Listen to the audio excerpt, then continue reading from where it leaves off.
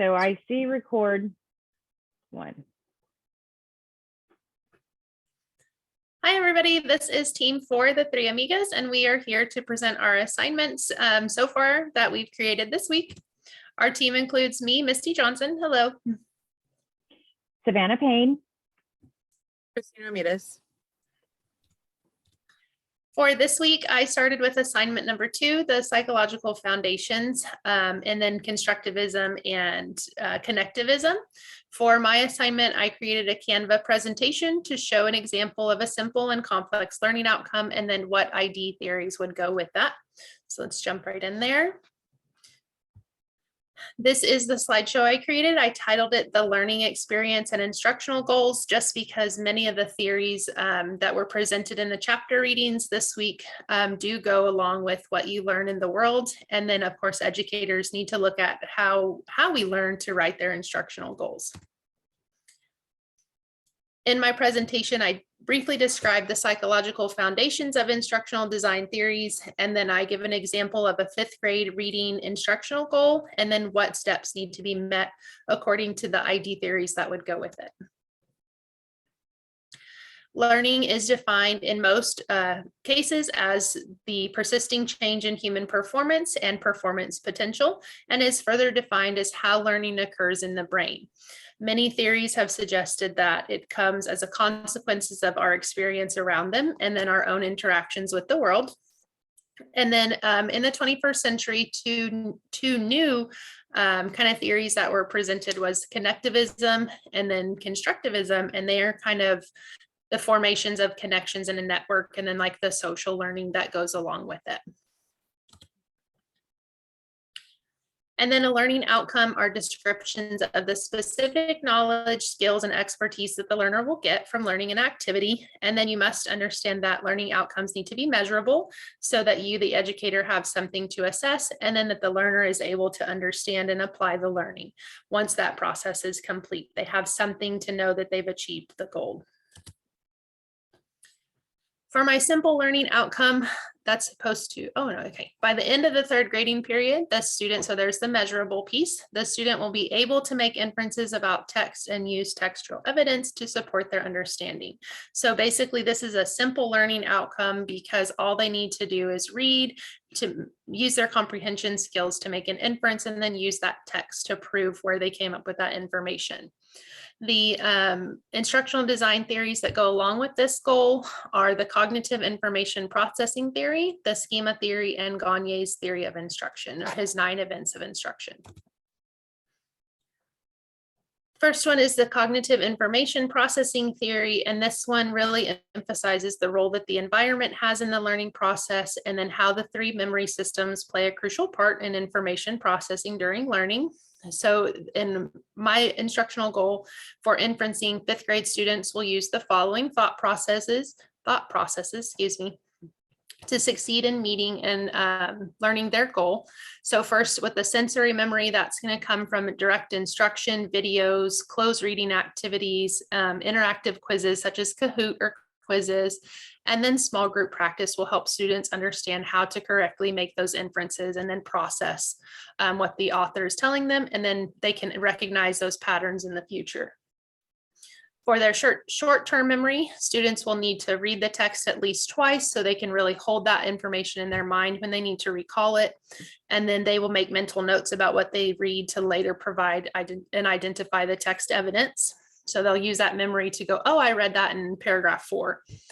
And then their long-term memory, students will use these to permanently store the process of creating inferences and how to use the text evidence. And they're using that long-term memory to store their information for later comprehension skills down the road. Next, we have the schema theory. Basically, schema is your background knowledge. It's what you've learned at some point in your lives, and it kind of guides new learning as well, because you take what you already know, apply it to what is being learned to help you solve problems. So inferencing really is kind of about that. You take what you don't really read in the text and use your background knowledge to make your best guess. So really schema comes in big time with this one.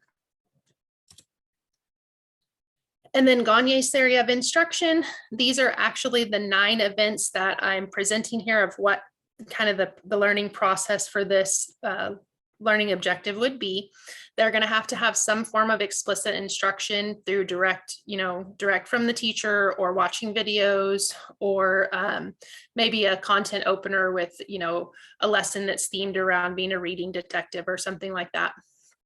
The teacher will then provide that explicit instruction on vocabulary and how to really make an inference, so skill acquisition. And then they'll use their schema activated by the teacher to recall that prior learning. The lesson will be guided instruction, gives the opportunity for students to practice. So the I do, we do, you do model.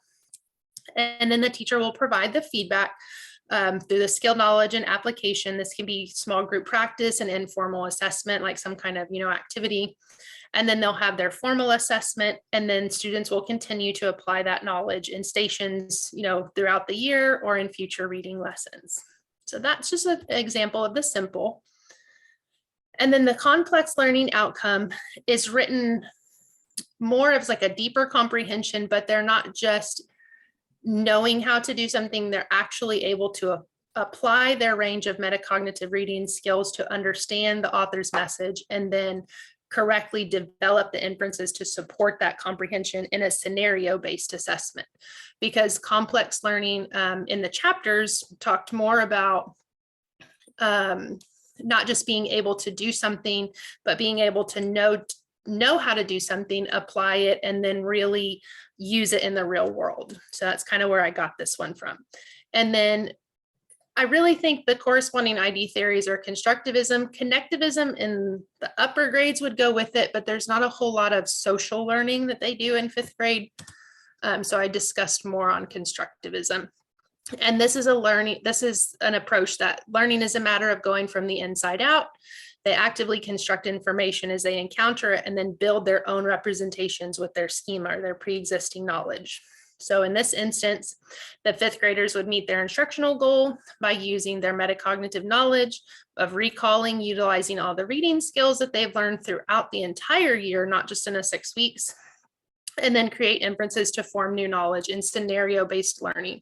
So what I was thinking of, is if you have pictures around the room, or you give each student, like a little packet where they have to become a reading detective, they can use what's in the classroom, what's in the outside world, what they read in the text, and then their own background knowledge to figure out the clues.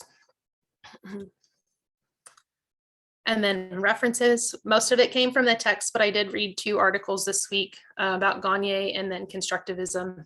And then of course I needed to know simple versus complex learning goals. So that one came in. And then that's it for my assignment 2 this week. Hand it over to you, Savannah. All right, thank you. Let me see if I can go ahead and start sharing my screen.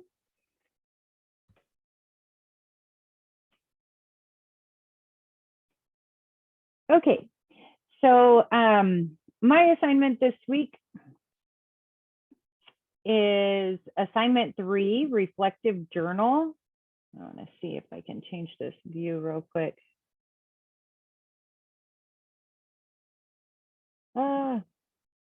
Oh my gosh, Zoom. It's been so long. I'm so sorry, guys. I will just not worry about it. So I have the reflective journal, and in the reflective journal, we are reviewing section 3, theories and models of learning. And I have created a slideshow to help us understand those different pieces, or the objective of the journal was to highlight key information from the textbook that will be applied to a portfolio later this week. The important chapters that we read, 6 through 9, were psychological foundation, constructivism, learning science, and motivation, violation, and performances. And so the key information from psychological foundations, they were learning sciences, theories, memories, Gagne's theory. And And we started off with the learning sciences. I liked to get a full definition of what learning actually is. So I looked that up in the dictionary, and I really like the idea that when you are learning something, it is the constant state of changing where you started to where you're ending. Learning defined is an act or an experience. It's also skills or acquired, or skills that are acquired, and also a modification of behavior. And I really like that too, thinking about some students or some teachers that they definitely need, help with that. And as I was reading the text, as I instruct teachers, I think about, how I'm going to remind them of this learning that they already know and the different theories that we already know. Of course, some of the theories, Skinner's theories, when you're thinking about implementing instruction in your class, you're going to need to always give students positive instant feedback, and also scaffold instruction, because you can have extremely difficult instruction and deliver that to any learners if you break it down into small steps and give them feedback as they go through the process, so that they will have the confidence to continue to work. When you don't give feedback, students will oftentimes fizzle out or they'll stay frozen. We also like situated learning experiences, and something that really stood out for me, I created my own example to understand this better for myself.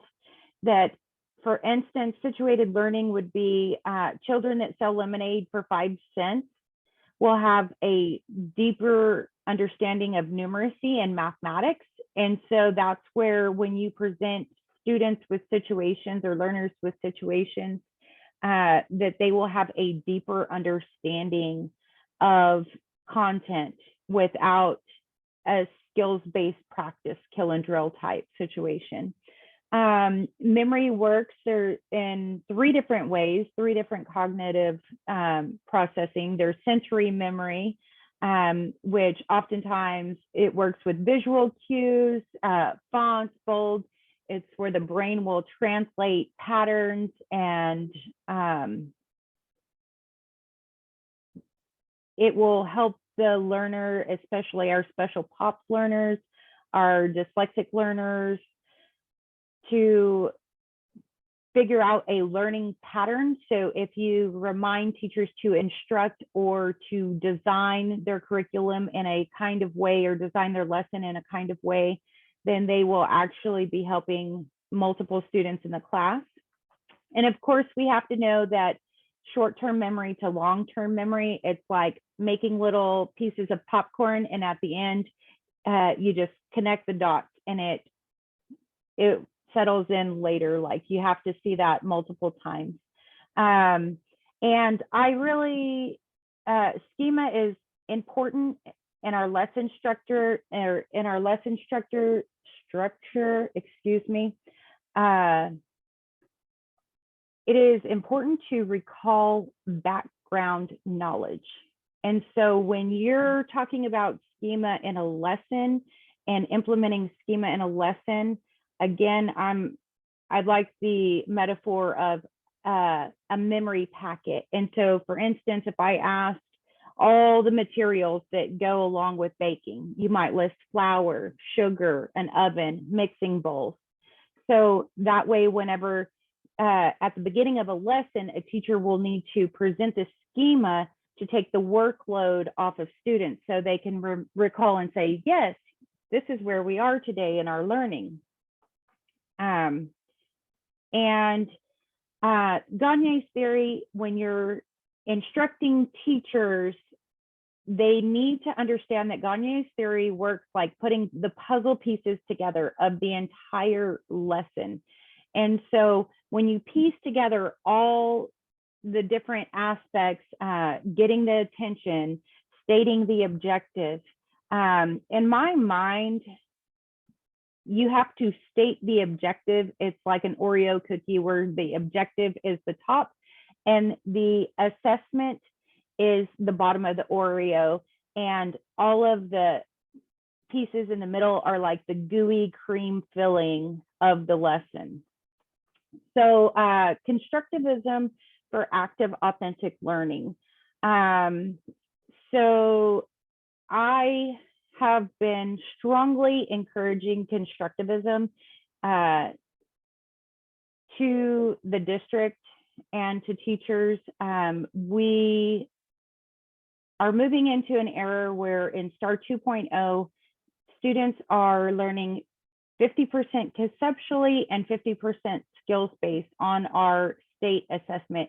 And so it's going to be extremely important to implement problem-based learning, inquiry learning, and interactive learning, something where students can actually build and put their hands on. But it is a very intricate task when teachers are learning how to conduct constructivism learning. The instructor will have to take the role as the facilitator. And the facilitator is basically the guide. I like this, the guide on the side. It was quoted from the book. And I thought, yep, because they are not at the board teaching direct instruction for 45 minutes anymore. They need to present an issue, a problem, something that's relevant to the students, and let them think about it and absorb the information they're learning for a second, and then start to build off of one another and give the opportunity for your students to talk. And then the students will bounce back ideas. Now, going back to the Gagne's lesson structure, the teacher will need to facilitate by continuing to ask the students questions related to the objective, so that when they begin to get off task, if you have your stated objective, you can say, that's a really great idea, but going back to our objective, is that what we're supposed to be doing today?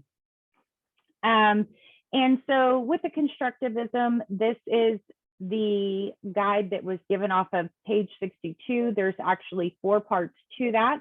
There's a problem design, and it states that each of the problems need to be authentic, complex, and anchored to skills.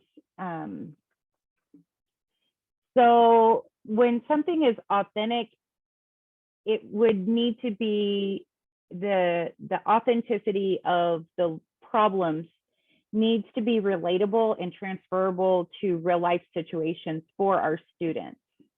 And the environment, again, it needs to resemble a real world situation. So thinking about teachers implementing this, they will need to think about situations that are relevant to the area that they are teaching in. Provide opportunities for performance feedback. Again, make small chunks so that you can keep progressing through a harder project or a harder inquiry. The learner's role is actually going to be basically the teacher. So the learners, they absorb that information and then they begin to teach each other through student discourse. And again, the instructor is the one who's supposed to facilitate that and also can continue to build on to prior knowledge and ask questions that relate to that prior knowledge. So the main issue with that is when there's a very fine line for instructors where they're giving too much information or too much struggle. So you don't want, if a student can say it, then you allow the student to say that thing. If the student is struggling so bad that they're just like, I just don't understand, then you can still do, it is still okay to do small groups, scaffolding, and also show them that skills practice that they are missing. So with learning sciences was chapter 8, and learning science advances understanding of the learning process and the design of innovative learning environments. I feel like learning sciences in general is kind of what ties every aspect of the theories, the memory, and the actual design together. And so it goes through, there's 4 key elements to that. Vygotsky's theory with the zone of proximal development, which states that you should give students a question or a prompt or a problem that is just above their level so that they can learn and build onto that. And we saw, in my mind, as I was reading that, there's a new map testing, an NWEA map testing that's being implemented in K through 12 to measure growth after our COVID learning gaps. And they have something there, it's called RIT bands. And within that, I felt like when I was reading Vygotsky's, it reminded me exactly of the RIT bands from the NWEA map test to say, hey, here's where our learners are, and let's move on from there. And so it's going to continue to be important, like thinking about implementing a new curriculum to remind teachers exactly the why behind what we're doing. So situated learning, that relates to learning that relates to real life. For instance, have kids in culinary arts, have kids in welding, learning in their actual environments where they will be performing the task. Anchored instruction, it's focused on finding real world application for new knowledge.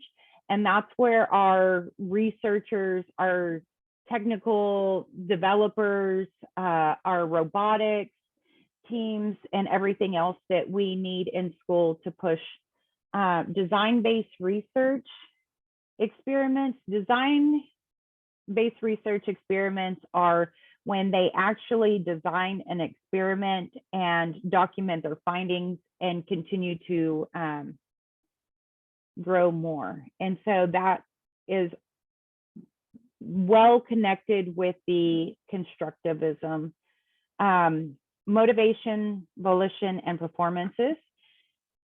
So it is extremely important in any setting, in any educational setting, to make sure that we continue to motivate and to set an environment that will motivate students and learners to actually be there. And I have definitely observed after COVID, post-COVID, where so many students spent 18 months with their screens blackened off and they walked away outside learning. You can walk into any secondary school and see hordes of students out in the hallway because they are unmotivated. And so it is going to be extremely important for educators to know and to learn what motivates them.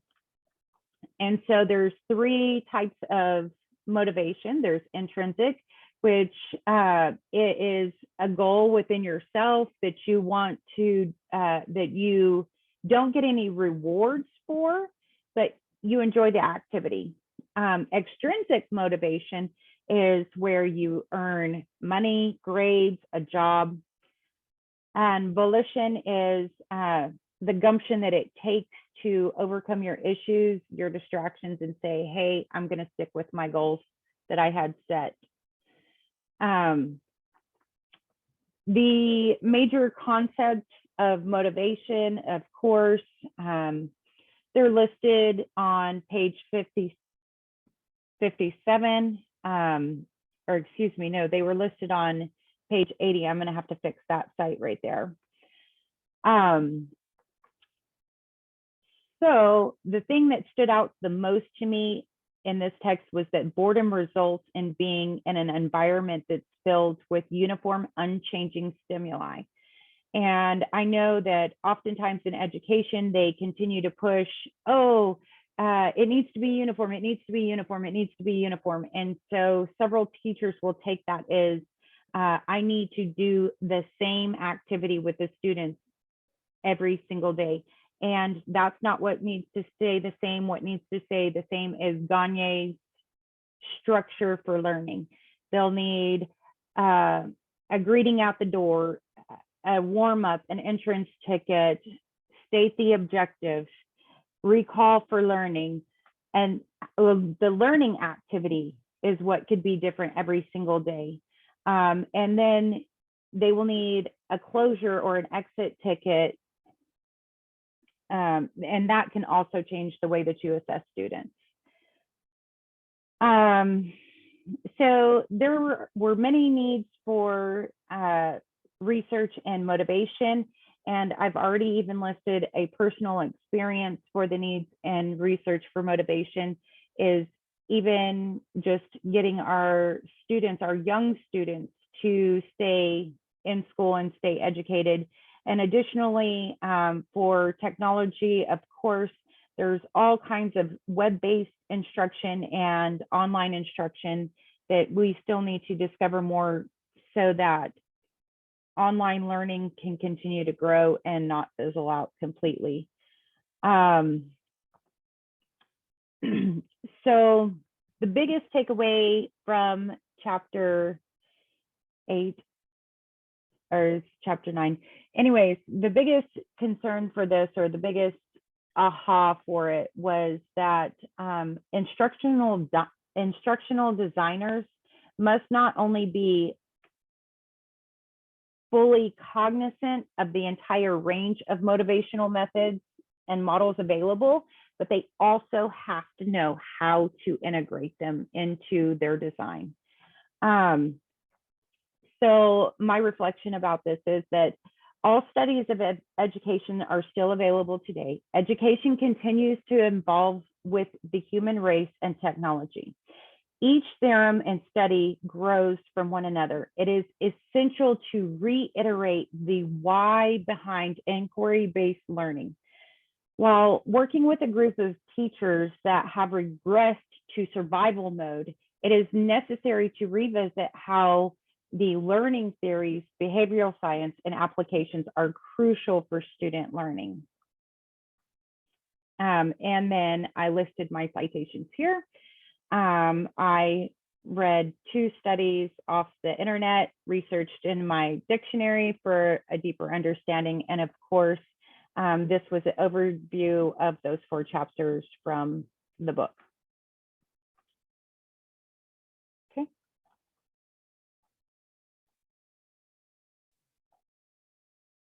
Okay, I'll go ahead and share my screen.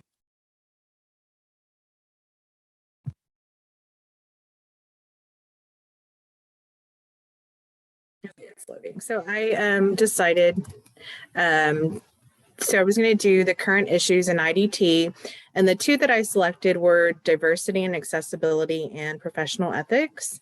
And I created a Canva presentation.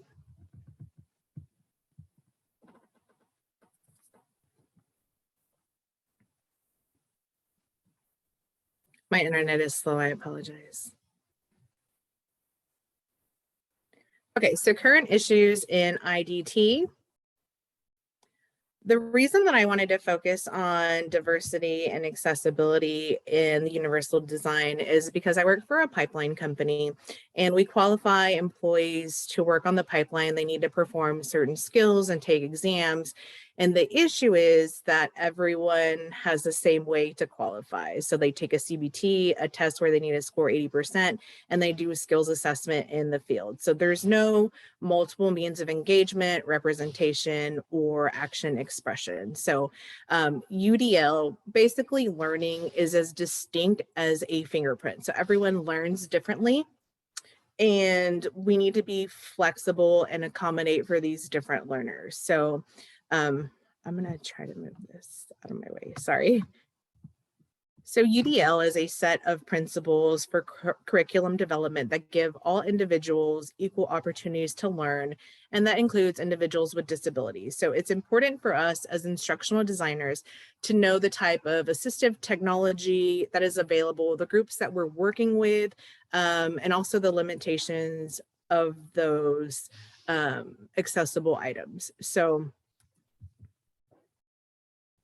I really like this picture that I found on Google. So UDL is focusing on ensuring all learners get a chance to learn in ways that work for them specifically. It's about removing all barriers and opening doors to learning. It's not only about neuroscience and educational research. I'm sorry, having issues, I'm sorry. But finding a vision for equity. So if you look at the picture itself, you can see where it says accessible. It's a providing supportive learning environment, a learning space that accommodates everyone, and it's flexible and consistent. Okay, so I did take this from the book and I thought that it was important. So it goes over the 4 types of disabilities. It goes over the descriptions, adaptations, and design suggestions that we can refer back to whenever we need. And I think what I'm going to do with this is probably turn it into like a Google document so I could just hyperlink it so we can have it for future reference. But I really like how detailed it is for the adaptations and how we can use design suggestions in our curriculum.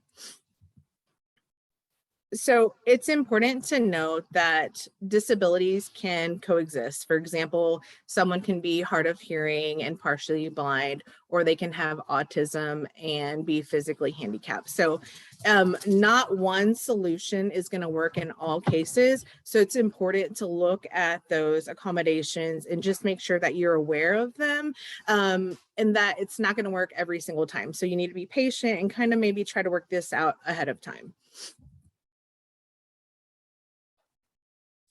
I did in reading find this quick start reference for creating more accessible documentation or course content. So I'm going to click on the checklist and just kind of briefly go over it. And this is actually from Blackboard. So when creating this content, you want to ensure that your font size is at least 12 point. And I know for work, I think it's called Calibri. I use that for everything, 11 points. So I'm going to go ahead and work on increasing that. There's a really cool tool here, which is a contrast analyzer. So it makes sure that there's a sufficient contrast between your text and your background. So if you click on the link and then download that application, you want to ensure that you have proper heading titles, and this is where I mess up all the time. Ensure that your images have an alternative description that can convey the full meaning of the image. So like when I usually save images, I'm like image 1 or picture 1. So I need to do a better job of creating a title that fits what that image is, right? So ensure your tables are used for tabular data only. Make sure they have the proper column headings, that you use the built-in list functionality. And again, with the pictures, also when you have your links, ensure that your links are explaining where your target is going. Ensure that the built-in PowerPoint slide templates are used. Don't use scanned PDFs, which I do occasionally use for work. And then ensure your PDFs are tagged. So I didn't know what tagged PDFs meant, so I looked it up. And according to Adobe, a tagged PDF can more readily interpret the structure of complex layouts, such as embedded sidebars, irregular text, tables, links, bookmarks, and alternative text. So it's basically going to give you all the information for that PDF. So if you have the ability, you want to go ahead and tag your PDF. Multiculturalism. So this seeks for the inclusion of views and contributions of diverse members of society. while maintaining respect for their differences and withholding demand from their assimilation into the dominant culture. So our book says incorporating multiculturalism into instruction requires that we reflect on our own cultures, our own experiences, to examine the impact of culture and what that will have on instruction, and consider the implications of instruction. So one way that we could check for inclusion once we've created this our content is to have a diverse group of reviewers, and during that formative evaluation process is when they could tell us whether or not we are inclusive enough. So this is from the book. It just goes over different types of delivery for different types of learning situations. So you have self-instruction, facilitator-led, online, and computer-based. So things that you could do to incorporate multiculturalism. So for self-instruction, provide language options, provide practical guidelines, list self-check process as evaluation tool. For facilitator-led, there's a lot about like flexibility, and that you don't want to create time limits for either assessments or assignments. Use that learner's background knowledge and experience and activities to kind of get them more connected to that experience or to the activity. For online, you want to vary interaction with groups, and like Dr. Elwood does, kind of change up groups every now and then. Use technology to create a sense of community, establish guidelines on discussion, and for computer-based, provide language options, include sensitivity statements of training, and then use a variety of images that will kind of represent everyone, and everyone will feel included. So just for the summary of key principles, you want to implement universal design at the beginning of a project so that everyone can feel accommodated, and you are basically providing everyone with sufficient options for learning instead of going like one off for each individual learner. You want to create an environment that promotes sensitivity, that's flexible, and has authentic learning experiences. Make sure all of your instructional materials are accessible, that they're easy to follow, and have simple navigation. The second one that I'm briefly going to talk about is professional ethics. So the definition from our book is from 2008, I believe.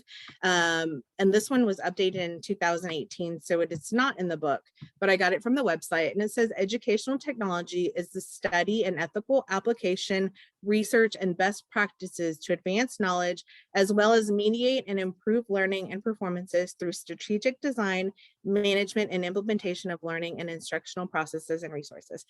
That's long, but I think in 2008 is when they incorporated the word ethical into the definition. So they do have a code of ethics that includes 3 different sections, and that's a commitment to the individual, society, and to the profession. And they actually have a code of ethics that's found on their website, and I've linked it here, and it's 4 pages if you want to look at it, but that's the one that's most up to date. So for ethical competence, ethics is very subjective, and it'll depend on your morals, your values, your background. So we need to refer to these codes to see how we can fit it into our daily practice. But just remember that a lot of this isn't going to be black and white. It's going to be fuzzy, and you're going to need to refer back to this when making difficult decisions, right? So recognize how this code of ethics offers the opportunity for us to see how implementation looks like in real practice. So for references, I did go to Adobe and the AECT website, also got the accessibility from Blackboard. I did some reading on the Ministry of Education for New Zealand, and then our book. And that was for today.